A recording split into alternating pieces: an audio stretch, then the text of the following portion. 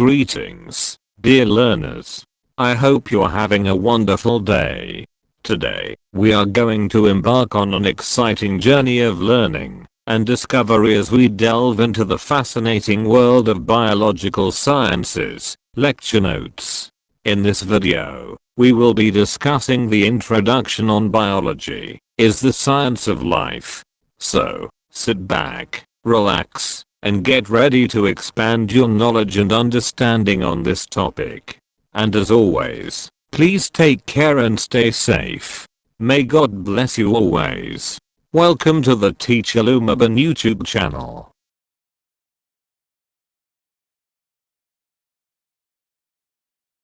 Commit your way to the Lord, trust also in him, and he shall bring it to pass. Psalm 37 verse 5.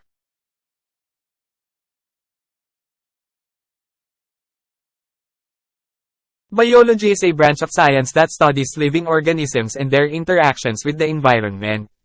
It seeks to understand the processes that enable living things to grow, reproduce, and survive. At its core, biology is concerned with understanding life in all its diversity and complexity. Ang biology ay isang sangay ng agham na nag-aaral ng mga buhay na organismo at ang kanilang pakikipag-ugnayan sa kapaligiran. Nilalayo nitong maunawaan ang mga prosesong nagbibigay daan sa paglaki, pagpaparami, at pag-survive ng mga nabubuhay na bagay. Sa kaibuturan nito, ang biology ay nababahala sa pag-unawa sa buhay sa lahat ng pagkakaiba-iba at pagiging komplikado nito. The properties of life are a set of characteristics that all living organisms share. These properties are the basic building blocks of life, and they define what it means to be alive. The first property of life is order, which refers to the highly organized structures of cells and organisms. Living things are made up of cells that are highly organized and contain a complex network of molecules and organelles. Ang mga katangian ng buhay ay isang hanay ng mga katangian na ibinabahagi ng lahat ng nabubuhay na organismo. Ang mga pag-aari na ito ay ang pangunahing mga blok ng pagbuo ng buhay, at tinukoy nila kung ano ang ibig sabihin ng pagiging buhay. Ang unang pag-aari ng buhay ay kaayusan, na tumutukoy sa mataas na organisadong istruktura ng mga selula at organismo. Ang mga nabubuhay na bagay ay binubuo ng mga selula na lubos na organisado at naglalaman ng isang komplikadong network ng mga molekula at organelle. The second property of life is sensitivity, which refers to the ability of living organisms to respond to stimuli. This property allows living things to interact with their environment, which is essential for survival. For example, plants grow toward sources of light, and animals respond to danger by fleeing or fighting. Ang pangalawang pag-aari ng buhay ay sensitivity, na tumutukoy sa kakayahan ng mga buhay na organismo na tumugon sa stimuli. Ang ari-arian na ito ay nagpapahintulot sa mga nabubuhay na bagay na makipag-ugnayan sa kanilang kapaligiran, na mahalaga para sa kaligtasan. Halimbawa, ang mga halaman ay tumutubo patungo sa mga pinagmumulan ng liwanag, at ang mga hayop ay tumutugon sa panganib sa pamamagitan ng pagtakas o pakikipaglaban. The third property of life is growth, development, and reproduction. All living organisms are capable of growing and reproducing, and they possess hereditary molecules that are passed on to their offspring. This ensures that the offspring are of the same species as the parent organism. Ang ikatlong pag-aari ng buhay ay paglago, pag-unlad, at pagpaparami. Ang lahat ng nabubuhay na organismo ay may kakayahang lumaki at magparami, at nagtataglay sila ng mga namamana na molekula na ipinapasa sa kanilang mga supling. Tinitiyak nito na ang mga supling ay kapareho ng species ng magulang na organismo. The fourth property of life is regulation. All living organisms have regulatory mechanisms that coordinate their internal functions. These mechanisms include the transport of nutrients and other substances through the organism, as well as the regulation of metabolic processes. Ang ikaapat na ari-arian ng buhay ay regulasyon. Ang lahat ng nabubuhay na organismo ay may mga mekanismo ng regulasyon na nag-uugnay sa kanilang mga panloob na pag-andar. Kasama sa mga mekanismong ito ang transportasyon ng mga sustansya at iba pang mga sangkap sa pamamagitan ng organismo, pati na rin ang regulasyon ng mga metabolic na proseso.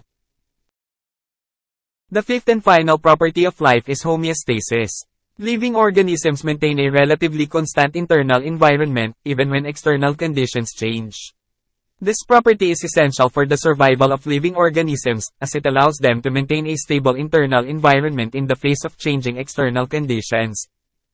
Ang ikalimang at huling pag-aari ng buhay ay homeostasis. Ang mga nabubuhay na organismo ay nagpapanatili ng medyo pare-parehong panloob na kapaligiran, kahit na nagbabago ang mga panlabas na kondisyon. Ang ari-arian na ito ay mahalaga para sa kaligtasan ng buhay ng mga organismo, dahil pinapayagan silang mapanatili ang isang matatag na panloob na kapaligiran sa harap ng pagbabago ng mga panlabas na kondisyon. In conclusion, biology is the science of life, and it seeks to understand the properties of life that define what it means to be alive.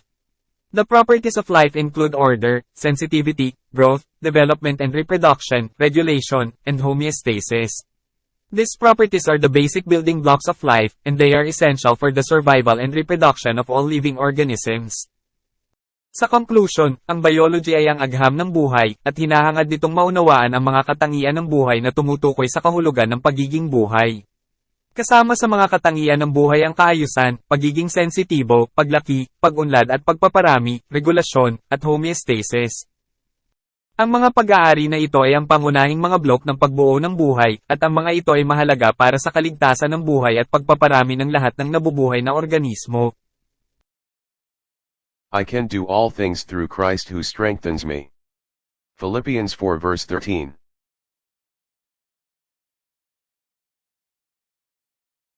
Thank you. And God bless you always. I hope you found a lecture on biological sciences, lecture notes insightful, and gained new knowledge. If you found value in this video, kindly give it a thumbs up, and share it with your friends. We welcome your feedback, questions, and suggestions, which you can leave in the comments section below.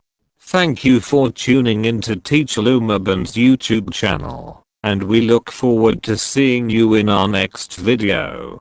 May God bless you always.